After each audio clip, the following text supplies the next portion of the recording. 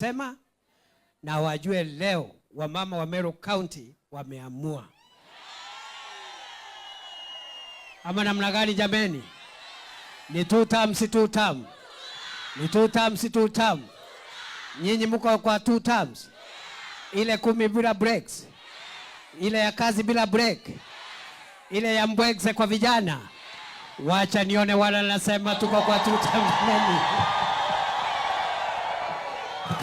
Bas, mimi nimewaita hapa kwa sababu kwanza nasema asante kwa sababu mumenipatia support na mumesupport serikali.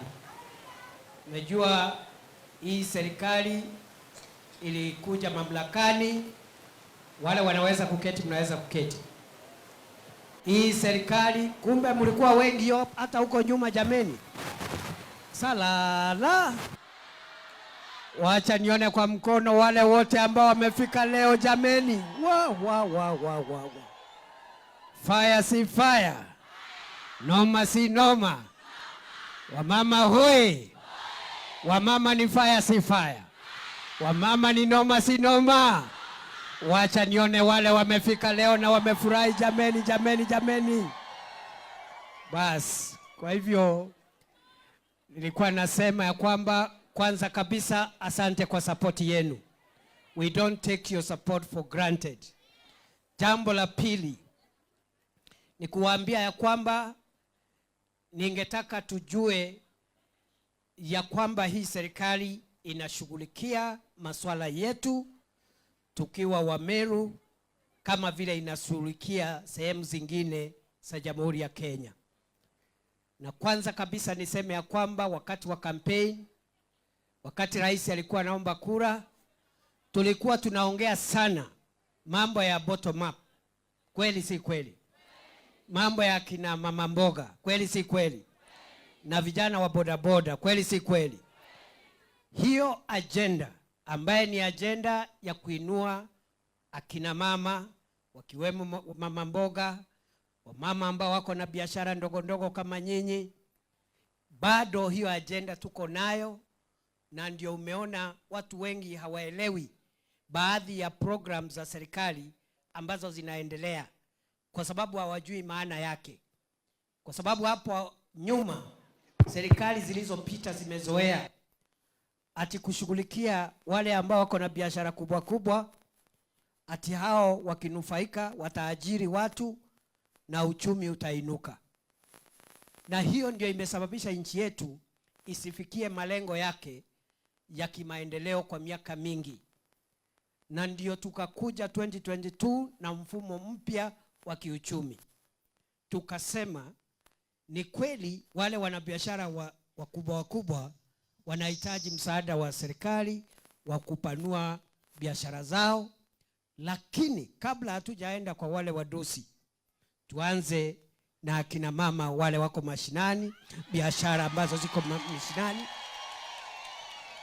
Kwa sababu wale wananchi wako huku mashinani wakipata ongezeko tu kidogo ya mapato yao, hiyo iko na impact ama iko na umuhimu kubwa kwa uchumi wa nchi kuliko watu 5, 10 kule juu ambao wako na biashara kubwa. Ni vizuri afadhali ile rasilimali ya taifa ambayo inapatikana, mwananchi ambaye ako mashinani kwanza apewe nguvu, aongeze biashara kake, apate mapato zaidi, uchumi ukue ukitoka huku chini ukienda huko juu. Na hiyo ndio bottom up. Mnakumbuka hiyo bottom up? Mnaikumbuka? Ndio umaona wakati Rais Ruto amechaguliwa na sisi zote ambao tuko pale tukimsaidia kazi, tukakuja na program Kenya nzima ya kusaidia kujenga masoko ya kisasa. Kwa sababu wanabiashara walio wengi wako huku mashinani, na wale wengi ni akina mama. Hii biashara ndogo ndogo, mimi siongei biashara kubwa. Biashara zile nyingi Kenya ni za watu wa chini huku. Na hizo biashara zile nyingi zinaendeshwa na wakina mama. Kweli si kweli? Si kuna mama anauza mboga? Sikuna mama mwingine anauza sukuma wiki na viazi na carrot. Mwingine ameweka kioski yake. Si akina mama ni mtu ya bidii. Si ni mtu ya kutia bidii. Akipata pesa kidogo anaipiga maradufu, mzee anakula, mama anakula, mtoto anakula na watoto wanasoma. Kweli si kweli? Siwacha tuambiane ukweli. Tuambiane ukweli. Unajua sisi wanaume bado hatujafikia kiwango ya akina mama ya kutunza rasilimali. Tunajaribu, lakini naona kuna wanaume area hii wachache. Tunajaribu, lakini hatujafikia kiwango ya akina mama. Kwa sababu mama pesa yake kidogo, asubuhi ataamuka iko shilingi 200 katika hiyo nyumba. Hiyo shilingi 200 iko na chakula, iko na sabuni, iko na sukari, iko na chai, iko na breakfast, iko na supper. Sasa unashangaa hii 200. Huyu mama amefanya muujiza gani? Lakini sisi wanaume hiyo 200 ukipata hata haifiki nyumbani ikiwa 200. Unapitia mahali, by the time upike nyumbani ile ilikuwa 200 ni 150 ama ni 120 ama ni 50 ama ni 0. Kweli si kweli? Lakini sio 0. Tunajaribu siku hizi. Sasa nimewapigia debe mpaka sasa umesema tunafikishanga 0. Sasa lakini ukweli wa mambo, akina mama hoye. Akina mama hoye. Ukweli wa mambo, kuna vile Mungu amesaidia akina mama wako na vile wametushinda, vile hata sisi tumewashinda kwa mambo mengine. Umetushinda katika mambo ya kuweka rasilimali ya familia na kuipiga maradufu ndio ifanye kazi mingi. Kweli si kweli? Wamama ni fire si fire? Wamama ni noma si noma? Wacha nione salamu ya akina mama. Wamama hoi. Kwa hivyo ndio umeona tumekuja na program ya kujenga masoko ya kisasa. Katika taifa letu la Kenya tunajenga masoko zaidi ya 400. Meru County peke yake tunajenga masoko mazuri ya kisasa, masoko 21. Hayo masoko 21 hatujajengea wanabiashara wakubwa, wale wako na pesa mingi na biashara kubwa. Ni mama mboga na wachuuzi, wale hawkers wanauza huko, wale watu wanahangaika wakitafuta riziki, wapate soko ya kisasa mahali kuna heshima, wasiende kuuza kule nje wakipigwa na jua na mvua, wakipigwa na vumbi na kuhatarisha maisha yao kwa sababu ya magari. Wawe na masoko ya kisasa. Na hii Meru tunajenga, nimesema 21 markets kila constituency. Wakati saa hii tunaongea, masoko mengine imeanza kujengwa, yale mengine tuko tayari kuanza, na kufikia mwaka huu mwisho, in the next 6 months, masoko hayo yote 21 yale mengi yatakuwa yamekamilika, ili muyatumie kama wanabiashara wadogo wadogo huku mashinani, sana sana akina mama. Mama hoye. Mama hoye. Na hii sio ile masoko tulikuwa tunajenga zamani. Ile serikali ya zamani ilikuwa inajenga tu soko ya mabati. Hii ni soko modern market. Iko ni ya kisasa. Paka iko na social hall. Mahali wale wanabiashara kama ni 200 ama 300 wanafanya kazi pale, wako na mahali ya kufanyia meetings zao. Social hall, kama wale wanabiashara wako na boardroom ya kufanya mikutano yao kule Nairobi. Kila mahali, kila soko iko na mahali pa kuuzia bidhaa, mahali kuna heshima. Na kwa sababu kuna wamama wengi wanauza bidhaa za kilimo ambazo zinaweza haribika, kama nyanya, kama sukuma wiki, kama mboga zingine, kila soko tunaweka barafu ama cold room ya kuhifadhi yale mazao. Ile nyanya ukiuza kama haijaisha, wiko store kwa cold room pale. kwa chumba cha barafu.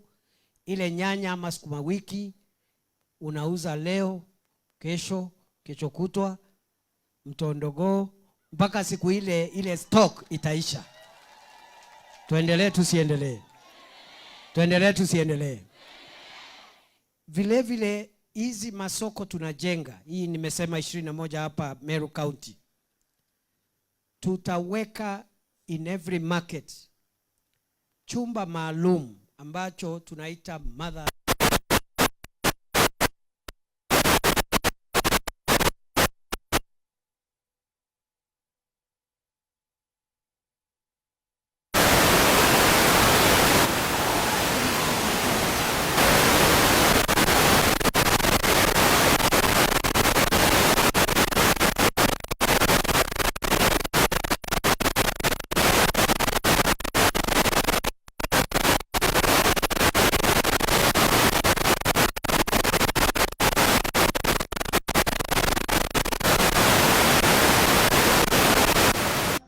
So wale wa mama wote ambao wako na watoto wadogo, mother's room, watoto watawekwa pale, watunzwe na wale wanawatunzanga wa kule nyumbani.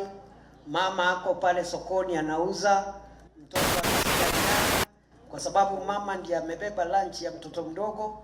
Mama anaitwa, anaingia pale mother's room, ananyonyesha mtoto, anarudi anaendelea. Tuendelee tusiendelee?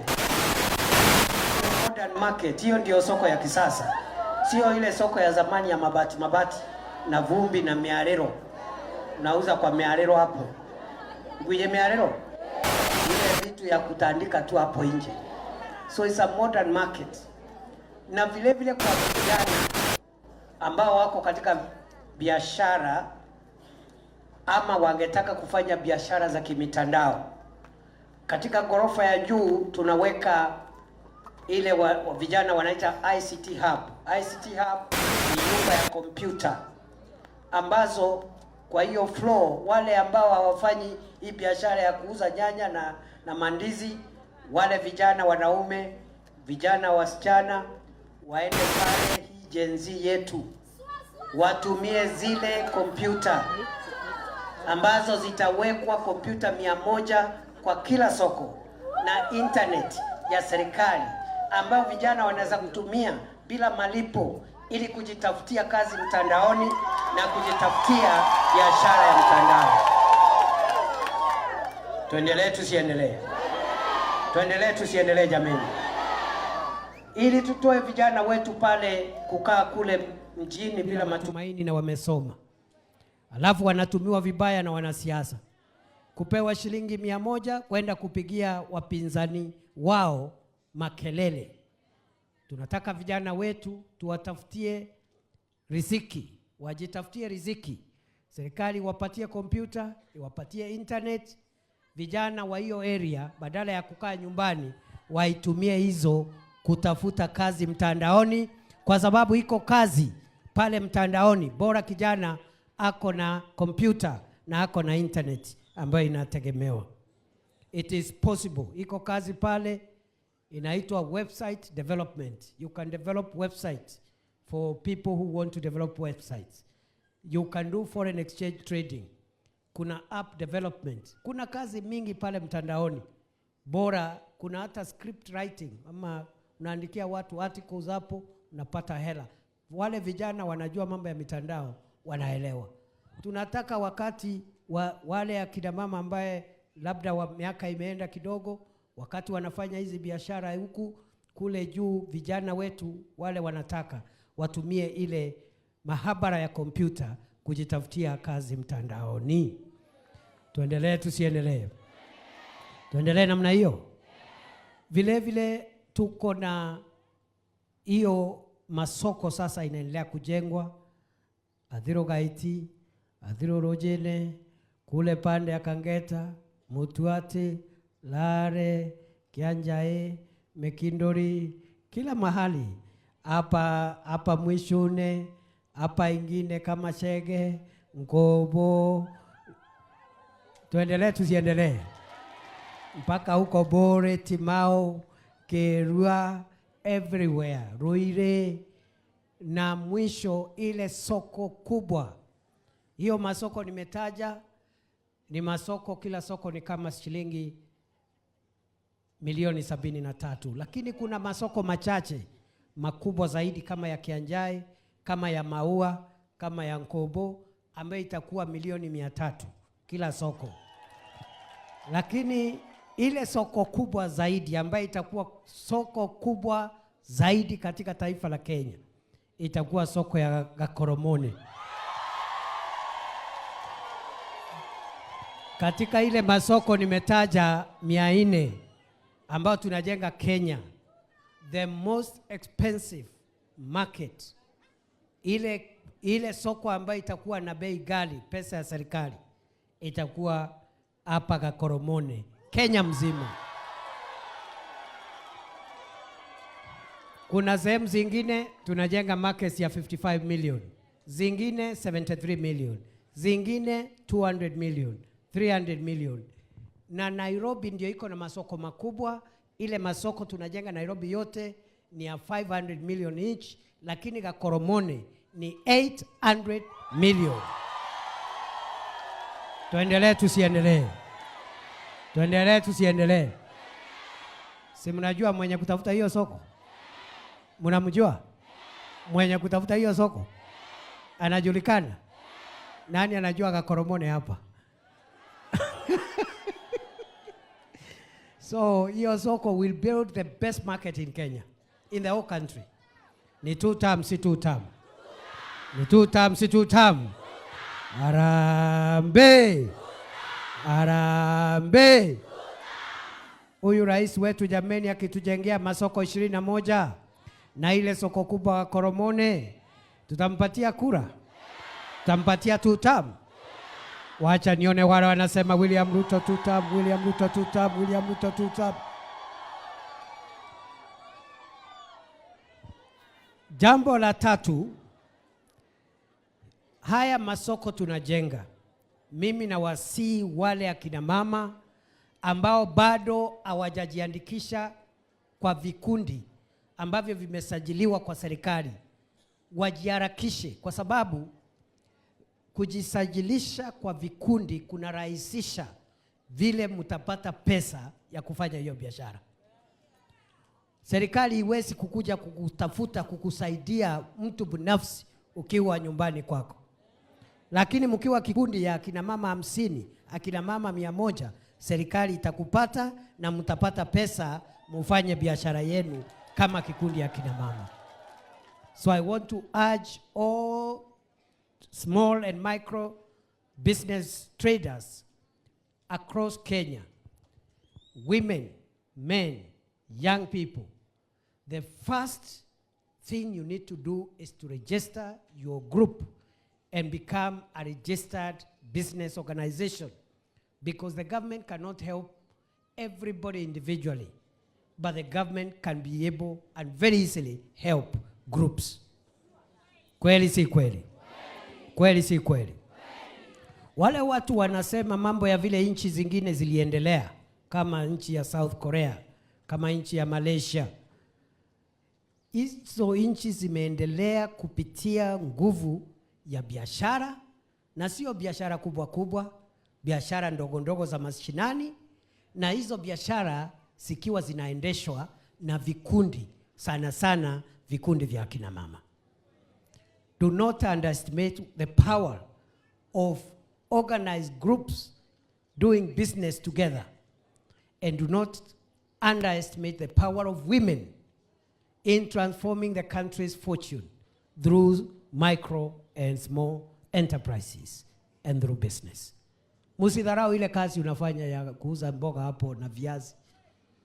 Uchumi wa Kenya ukiongeza ile biashara ya mwenzako kidogo na ule mwingine na ule mwingine, kila familia inapata chakula, kila familia mtoto amesoma, ukijumuisha uchumi wa nchi unakuwa kwa njia ya haraka. So nataka niwasihi mjiandikishe kwa vikundi kama njia ya kuharakisha sio tu maendeleo yako binafsi na maendeleo ya familia yako binafsi, lakini maendeleo ya taifa kwa jumla. Kwa sababu ukiwa kwa group utasaidiwa. Kwanza utasaidiwa na serikali. Na iko pesa ambayo serikali itakusaidia tu kama uko kwa kikundi. Kama uko kwa kikundi ambayo imesajiliwa, huwezi pata hiyo pesa. Si ni kweli? Si ni kweli? Si kuna Youth Enterprise Fund, kuna Women Enterprise Fund, kuna Uwezo Fund. Si hizo pesa zote zinakuja kwa groups. Na sasa tumeleta ingine inaitwa Nyota. Hii ya biashara ndogo ndogo hivi mashinani, ambayo itasaidia biashara zaidi ya 70 katika kila ward katika taifa la Kenya. Kila biashara ipate shilingi 50,000 ya kupanua biashara yao ndogo ndogo huku mashinani. Lakini lazima uwe kwa group. Huwezi pata kama huko individual huko umezubaa peke yako. Wamama hoye, mtaendelea kujisajili kwa vikundi? Mtaendelea kujisajili kwa vikundi? Jambo la 4 ni mambo ya afya yenu. Afya yenu kama akina mama, afya ya wazee wenu na afya ya vijana na watoto wenu. Hapo awali kabla ya 2022, NHIF ile shirika ya afya ya medical haikuwa inakubali ukue memba kama hauna mshahara ama biashara ambaye iko na mapato ya kutegemewa. Na ndio unaona ni Wakenya milioni 8 peke yao walikuwa na bima ya afya. Ndio tumekuja kwa sababu hii serikali inaamini mambo ya bottom up. Kila mwananchi awezeshwe apate nguvu zaidi ya biashara na mapato yake, lakini pia awe na afya, kwa sababu afya inaathiri sana mapato ya jamii. Familia nyingi ambazo zilikuwa na mali wamekuwa fukara kwa sababu ya kuuza mali yao kugharamia matibabu ya hospitali. Kweli si kweli? Familia wameuza magari, wameuza manyumba, wameuza mashamba kwa sababu ya wapendo wao. Serikali inapigana na kupunguza mambo ya kuitana harambee na mambo ya kuuza bidhaa, kuuza mali yenu. Na hii program imekuja ya SHA. Tumesema kwanza tungetaka kila Mkenya awe na kadi ya matibabu, awe ako na kazi ama hana kazi, awe ako na biashara ama hana biashara. Kila Mkenya kwanza ajiandikishe, na kujiandikisha aulipishwi. Register yourself first. Once you register, kuna kitu tunaita means testing instrument ambayo itasema huyu anaweza lipa hivi, huyu anaweza lipa hivi, na kama ukubaliani na ile matokeo kuna appeal. Kwa sababu tutaendelea hivyo mpaka tuhakikishe tumebakisha wale watu kwa hakika hawawezi kulipa hata ndururu. Na hao watu ambao hawezi kulipa ndururu, serikali ya Kenya itawalipia SHA. Bora mmejiandikisha. Kama hujajiandikisha, shauri yako. Ama namna gani? If you register and you are not able to pay, the government of Kenya will pay for you. And we are paying for you because wale ambao wako na mshahara ama mapato ya juu tunakatwa pesa zaidi. Na ndio unasikia wengine wanalalamika, mimi nakatwa zaidi karibu shilingi 1,100 kwa mshahara wangu, kwa sababu mshahara wa deputy president ni mshahara kubwa. Si ni kweli? Hiyo 100,000 nakatwa hata sio ya kunitibu kwa sababu niko na insurance zingine. Hiyo pesa wabunge wetu wote Kenya wanakatwa. Kila mbunge anakatwa 27,000. Na pia hiyo ni pesa mingi. Hao wabunge hawatatumia hiyo pesa wamekatwa kwa sababu bunge imewalipia insurance zingine ambayo imepatikana na taxpayers money. Hii pesa wale ambao wamekatwa, ambao wako na mapato ya juu wanakatwa, ndio itatumika kulipia ule mama mboga ama ule maskini ambaye hawezi lipa hata ndururu ya SHA. So we have graduated. Kuna mtu analipa 100,000, 20,000, 1,000, 500, 300 kulingana na mapato yako. Na ule kabisa hawezi lipa hata ndururu. serikali ya Kenya itamlipia ikitumia pesa ya wale wako na pesa zaidi. Hiyo ndio bottom up. Na mimi nashukuru kufikia sasa Wakenya zaidi ya milioni 25 wamejiandikisha kwa SHA. Kwa hivyo karibu nusu ya Wakenya saa hii wako na kadi ya matibabu. Na sio tu wale wako na mshahara, na sio tu wale wako na biashara. Tunataka miaka michache ijayo, miaka 2-3, tutoe hiyo idadi ya Wakenya ambao wako na bima ya afya itoke 25 million today to 55 million, so that every Kenyan can have a medical card. Tuendelee tusiendelee? Not many countries have reached where we have reached as a country.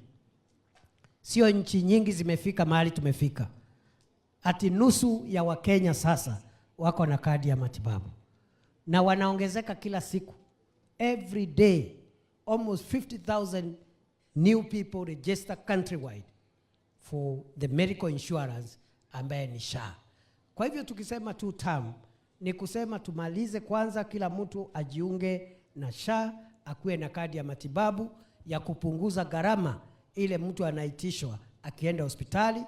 Lakini vile vile Rais siku ya Alhamisi anaanzisha program nyingine ambayo sasa itaongeza dawa kwa hospitali yetu, kwa sababu hospitali zetu hazina dawa.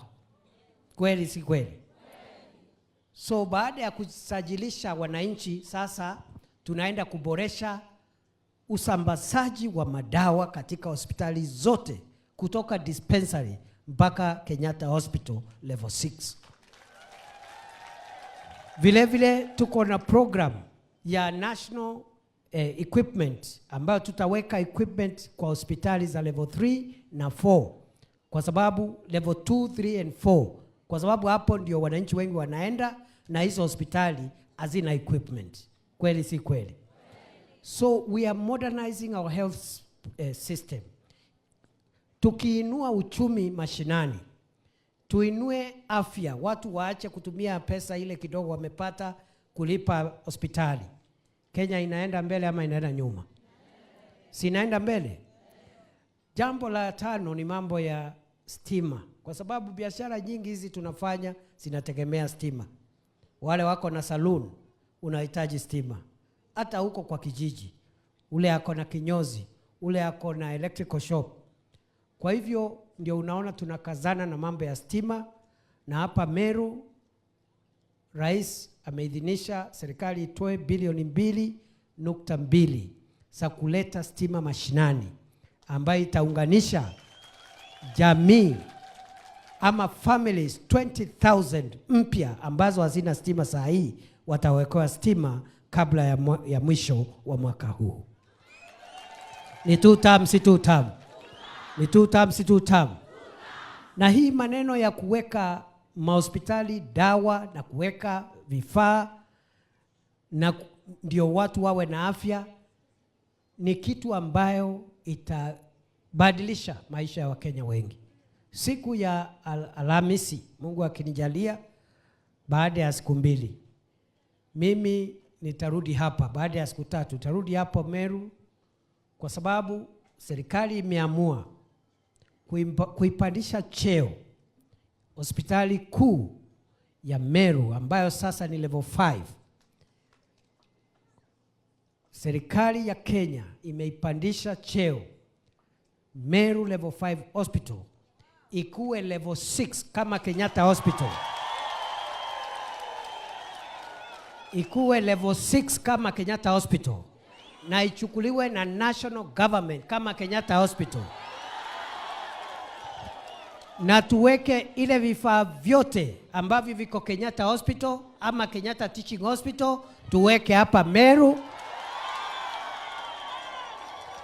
Hakuna sasa tukimaliza huo ujenzi, kwa sababu tunataka kuanza ujenzi sasa ndio tupandishe ngazi.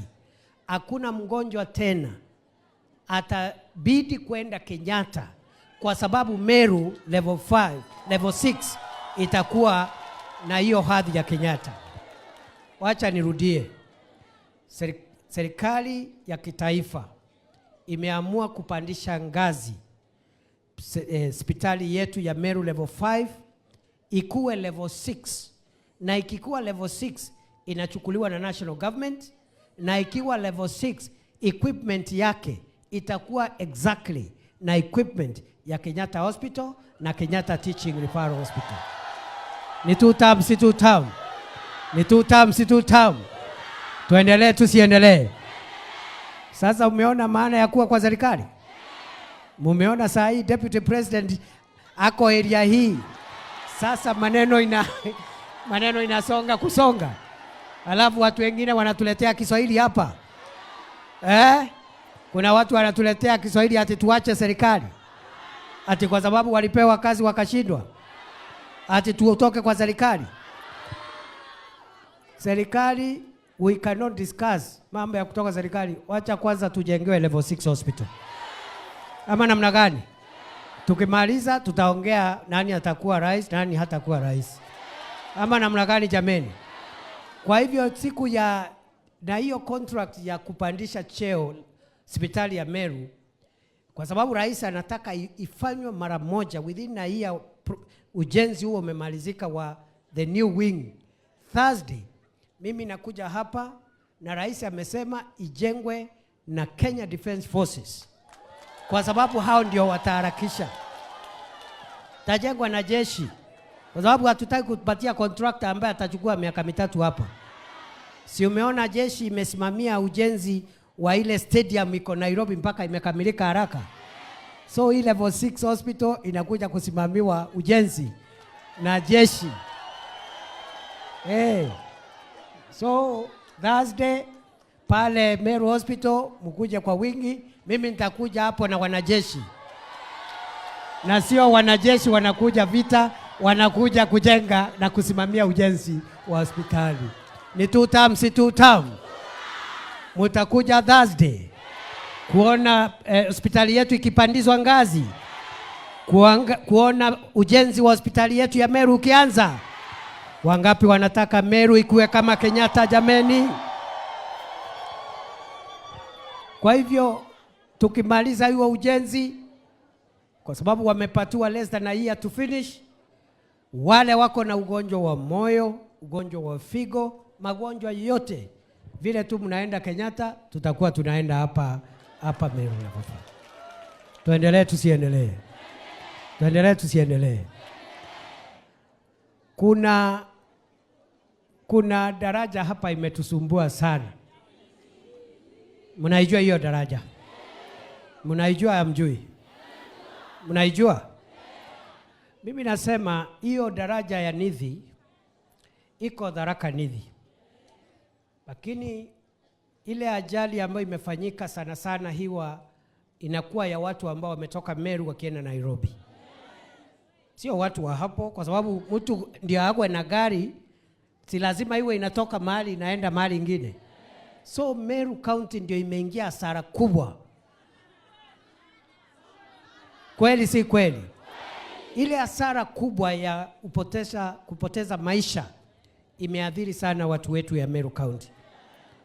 Rais alienda kule China, akatafuta pesa, miezi 2 imepita sasa, and we have money to build that bridge. Lakini tumesema kama serikali, tukingojea ile pesa ya China, kwa sababu hiyo bridge itagharimu pesa mingi, tukingojea ikuje, kabla ya December, serikali ya Kenya imeshatoa the first 1 billion ili tuanze kujenga, tukingojea hiyo pesa ya China. Tena nikikaa baada ya mwezi 2 hivi, mimi nakuja hapa kuleta contractor wa Nithi Bridge, tuanze kujenga daraja mpya ambaye itaokoa maisha ya watu wetu ya Meru, Tharaka Nithi. By the time tuende uchaguzi, hakutakuwa na maneno ya Nithi Bridge hapo. Tuendelee tusiendelee? Ni 2 term si 2 term? Wacha nione wala nasema 2 term jameni. Rais ni fire si fire? Rais ni noma si noma? Wacha nisikie tena, rais ni fire si fire? Rais ni noma si noma? Wacha nione wala nasema Rais Ruto ni fire, fire, fire, fire. Uko fire, fire, fire, fire, fire, fire, fire, fire. Hey. Wameru wameamua jameni. Mmeamua? Mmeamua ni 2 term? Mmeamua ni fire? Mmeamua ni noma? Wacha nione salamu ya kina mama. So, mimi nataka mjue ya kwamba mimi nikiwa pale kama naibu wa rais, vile nasukuma maendeleo ya Kenya, hata maendeleo ya Meru ndio naanza nayo. Si hata Meru ni Kenya? Si hata kama mimi natoka hapa, si hata hapa ni Kenya? Nisukume maendeleo yetu, nisongeshe maendeleo. Mnajua ya kwamba 2019 barabara nyingi hapa Meru na Tharaka Nithi zilikuwa zimeanza zikasimama. Hata moja yangu ilikuwa imesimama hapa, saa hii ndio nimefufua. Nimefufua tu saa hii tu ndio imeanza kufufuka saa hii. Si mmepata tractor hapo kwa njia? Mukirudi after 3 months lami itakuwa imepita imeenda hivyo. Kwa sababu hiyo contractor tumeleta hapo ni ule wa fire noma. Sababu huwezi kuwa deputy president na hakuna lami hapo nyumbani. Sasa ndio sasa. Ama namna gani? Na kama sio sasa? Meru hoye! Meru hoye! Hapa Meru County hakuna constituency haina barabara imesimama. Ni kweli?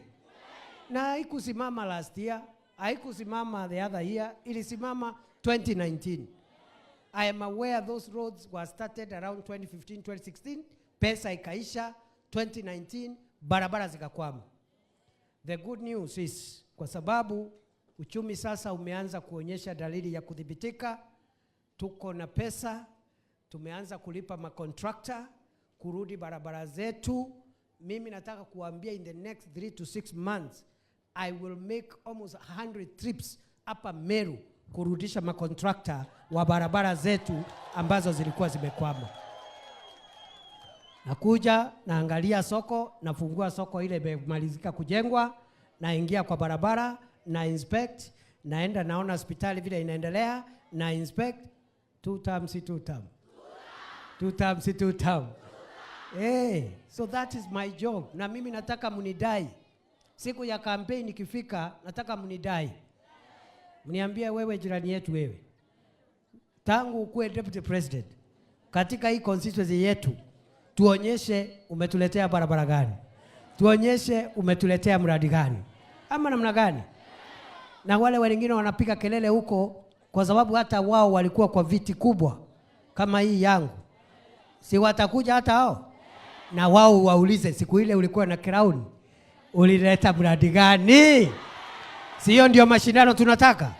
Kila mtu ajitetee na kazi yake. Mimi nitajitetea. Mimi siwezi anguka mtihani. Mimi nitajitetea na kazi yangu. Ile nitakuwa nimefanya nikiwa deputy president. Hapa Meru nitaonyesha matunda ya kazi yangu. Umesikia? Lakini hata wale wengine pia watuonyeshe kazi yao. Tiwetera wa umango gene ilio gwagea India na watu eka clever. Watu wakuganga ukathondeka uthondeke kirauni kireja wa kire kiongo kia wande ne bati. Kweli si kweli? Fire si fire. Noma si noma. Wangapi wanakubaliana na mimi jameni? Yes. Saa hii wakati niko deputy president, saa hii ndio wakati ya kuwafanyia kazi. Sio kungojea saa ile nitatoka, alafu nakuja kuongelesha Kiswahili hapa. Nikiwaita sijui mugeni Antobeto. No, Antobeto ni saa hii. Na kama sio sasa, ni sasa hivi. Meru hoye! Tauga kirao ni kireja wa kire kiongo, kia wande ni mabati. Kia wande ni bati. Kweli urongo? Kweli urongo? Wangapi wanakubaliana na mimi wa Meru jameni? So mimi kazi nitaisukuma, hii kazi nitaisukuma, silali. Mimi silali. Na sio Meru peke yake, Kenya mzima. Tasukuma hii kazi mpaka watu yashangae. Hiyo ndio kazi ya Deputy President. Kusaidia rais. Unaenda unasukuma, unamwambia hii hospitali ya Meru tupandishe ngazi ikuwe level 6. Rais anakubali. Hii Nithi Bridge imesumbua watu wetu, tutengeneze, pesa inatoka. Hiyo ndio faida yangu kwenu saa hii. Sio wakati nitatoka ndio nakuja na hadithi hapa na kuambia mimi natoka area hii. Hapana. Hiyo mabarabara yote imekwama hapa Meru. Mimi naenda in the next 1 year, you will not believe what will be happening here. Hiyo ndio kazi. Ama namna gani? Ama namna gani jameni? Kwa hivyo mimi nataka niwashukuru kwa sababu mmekuja kwa wingi, na nataka niseme ya kwamba mimi sitawaangusha. I will not let you down. Mimi siwezi fanya mambo ya ujinga alafu niwaangushe. Mimi najua lazima nifanye kazi ndio rais na sisi zote tupate kura 2027. Ama namna gani? Si lazima nijikaze. So I work so hard so that I don't embarrass you. Lakini mtu asiwaletee Kiswahili hapa sijui nini. Hata sijamaliza mwaka moja. Ngojea my friend, just wait. By the time tufike June next year, watajaribu kuongea hapa, to be very difficult. Takuwa ngumu. Unasema mugeni, mtu anainua mkono na kuambia hapana. So sisi tuko hivyo. Hata nimesikia wengine wakisema ati kama wao ndio watachaguliwa wapate serikali, ati hawataki wananchi wakuwe na bima ya afya, hawataki tujenge masoko kwa sababu tunajenga masoko na pesa ya housing fund wataitoa, hawataki masoko ya kina mama, hawataki mambo ya SHA, wanataka watu wengi wasiwe na insurance. Mimi nauliza nyinyi ni watu wa aina gani nyinyi? Badala ya kusema William Ruto anajenga masoko 400 Kenya, mimi nitajenga 1000. Ama aseme hapa Meru mnajengewa masoko 21, mimi nitajenga masoko 50. Hiyo ndio ingekuwa afadhali.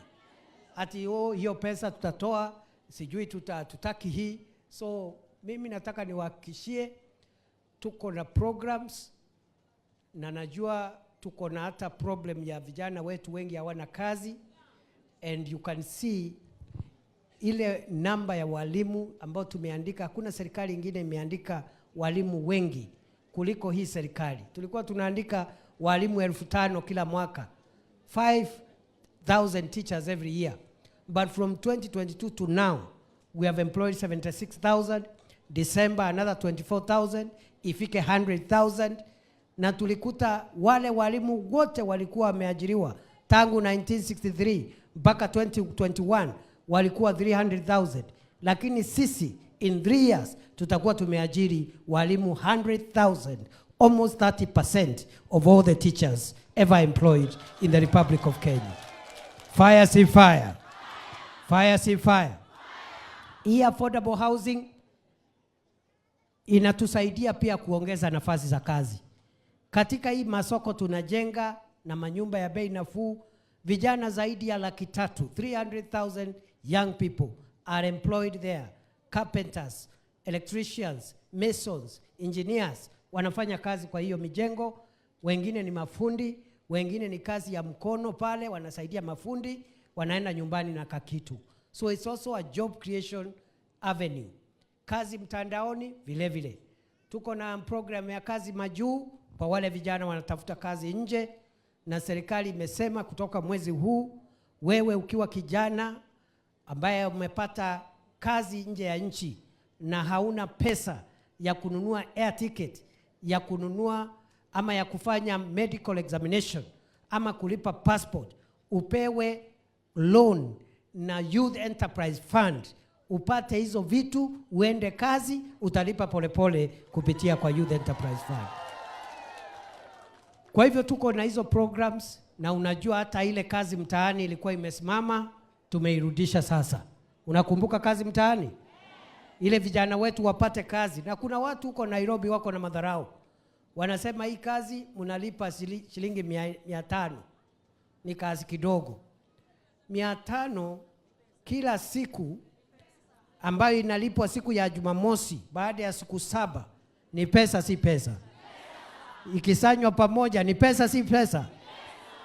Ule kijana mwenye anafuata 500 Saturday analipwa 3,500 ni pesa si pesa? Ni pesa si pesa? Huyo kijana atapata wakati hata kwenda kwa pombe na mambo ya madawa? Yes, kwa hivyo hii kazi mtaani tunairudisha ili vijana wetu pia wapate ajira. We are going to employ more than 200,000 young people in Kenya through kazi mtaani climate works. Tuendelee tusiendelee? Kwa hivyo mimi nawashukuru sana, mmefanya vizuri kufika hapa. Na mimi nimesikia mkisema hamna haraka, na mimi siwezi kuambia mkue na haraka, kwa sababu hapa ni kwenu, na hii haitakuwa mara ya mwisho kwenu kukuja hapa. Hata mkikaakaa, mkitaka kurudi baadaye, mtaniambia. No, nasema mkikaakaa and you want to visit. Oh, I thought mnalala leo tu ama mnalala forever? Wapi Pastor Karani aseme jambo? Wapi Pastor Karani aseme jambo? Wacha nione makofi ya Pastor